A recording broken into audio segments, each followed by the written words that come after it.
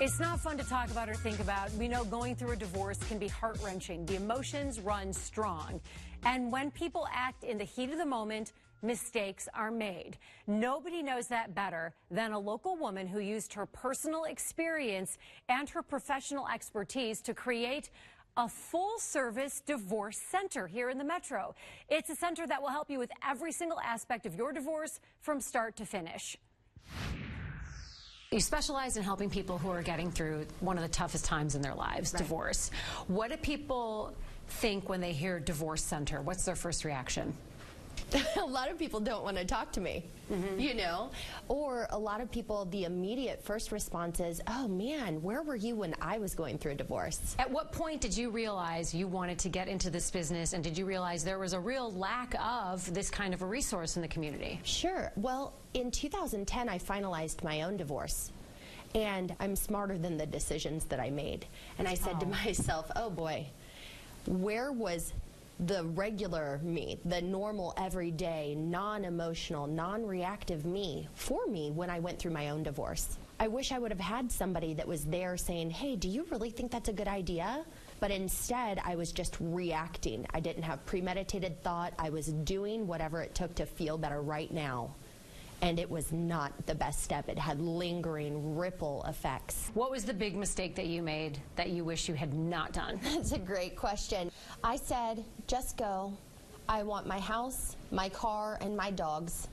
All right? Just go. Anything else that you want or that you need, take it. And he did. He took everything. So that was a very poor choice on my behalf, because refurnishing a home costs a lot of money. Is there a common mistake people are making, or is there a common, oh, you're going down the wrong track there? And what would that be? Okay, that is a great question, actually. So my background is in mortgage, and most women feel that they must keep their home. They have to keep their home because, well, women want to take care of their children and their family, and they think that the home is where that happens. And often one of the things that I've begun to say is, you know what, the house is not the home. Your children and your family, their first actual home was with you. So I see the biggest mistake being that people try to retain a home that maybe they have no business staying in. That's really interesting, because you do hear one of the first comments after a divorce is, who got to keep the home? Right.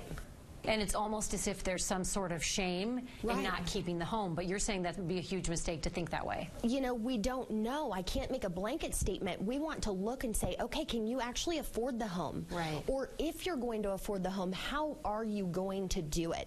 Okay, do you have a job? Do we need to calculate out maintenance or child support?